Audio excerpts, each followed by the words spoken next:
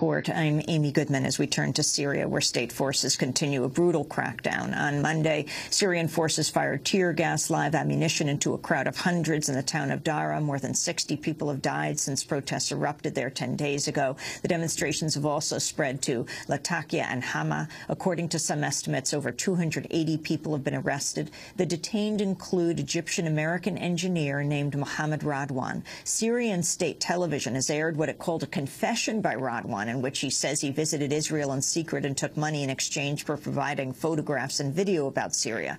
Radwan's family says the statement's false and must have resulted from coercion. Democracy Now's Sharif Abdel Kouddous spoke to Radwan back on February 1st when he was in Egypt participating in the first day of the first million people march on Cairo's Tahrir Square. This is Mohamed Radwan. Mohamed Radwan. My family is from Cairo, Egypt. I've been living abroad for many years, and now I'm living in Damascus, Syria. And I got here Friday morning. I woke up, read the news, and I realized Friday there's going to be a lot of activity, and I don't want to miss out on that. So I went and got a ticket, and I got here Friday morning and to join the events of Friday afternoon. I lived in the States, and you know, there's a lot of political awareness since 2001 or 2002, and wars started and everything. Back then, before pre-2001, there wasn't too much thought about the political, anyone's political identity. Well, here people are always politically aware. They always have a political opinion, but everyone was so jaded. And seeing this, all of a sudden, everyone is politically charged. Everyone's got an opinion. Everyone wants to see change. That was Mohamed Radwan speaking in Tahrir Square to Democracy Now's Sharif Abdel Kouddous. Now Mohamed Radwan's father has traveled to Syria in a bid to win his son's release. There's no word he'll be set free. We're joined in Washington by Mohamed's brother, Tarek. Welcome to Democracy Now! Tell us the latest that you know about your brother. Thank you for having me, Amy.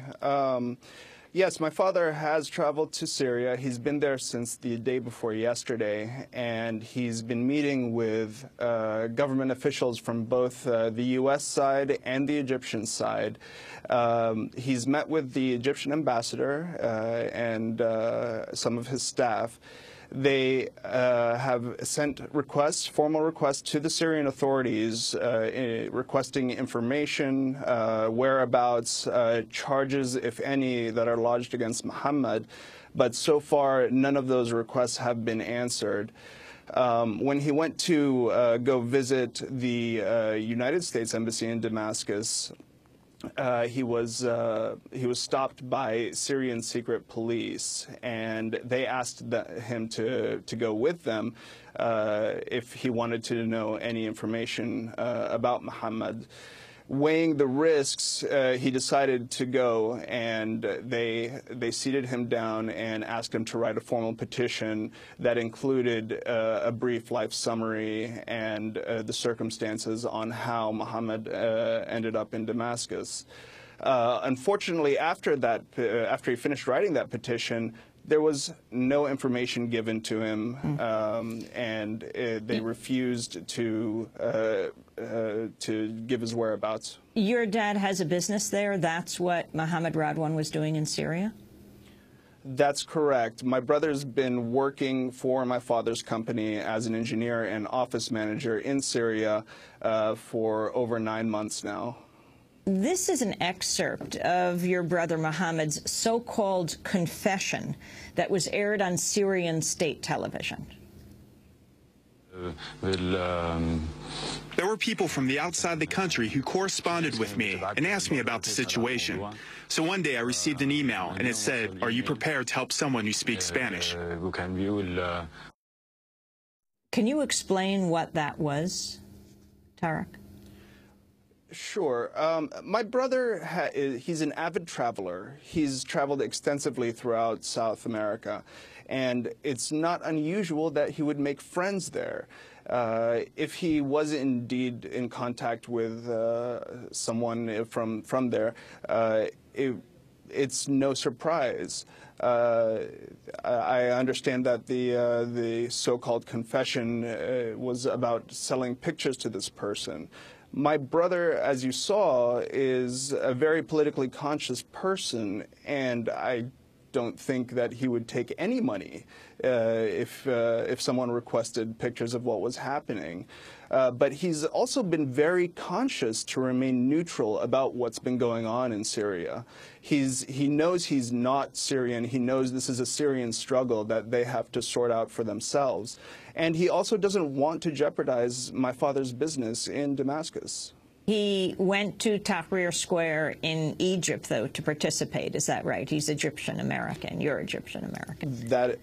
That is correct. We were both born in the U.S. Our family is Egyptian, and we travel back there frequently.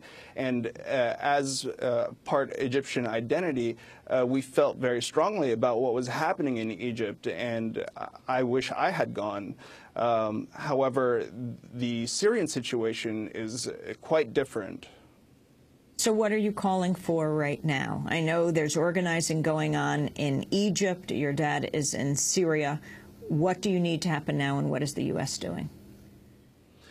Well, the U.S. has been actually very, very helpful, very supportive in sending out formal requests to the Syrian authorities.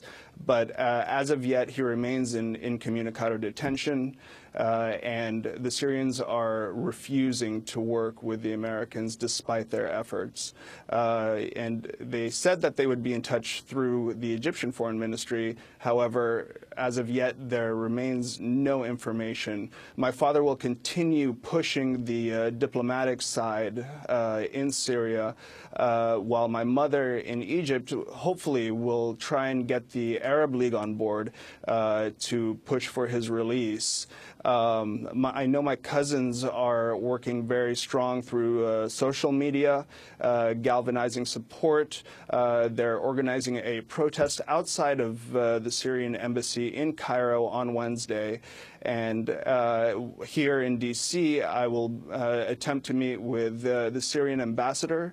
I've already reached out to former colleagues at Human Rights Watch. Friends have reached out to Amnesty International.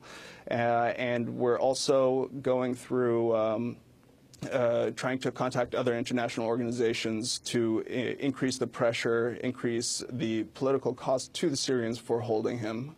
Tarek Radwan, thanks very much for being with us, and we will continue to track what happens to your brother, Mohamed Radwan, now in custody in Syrian forces. This is Democracy Now!, democracynow.org, The War and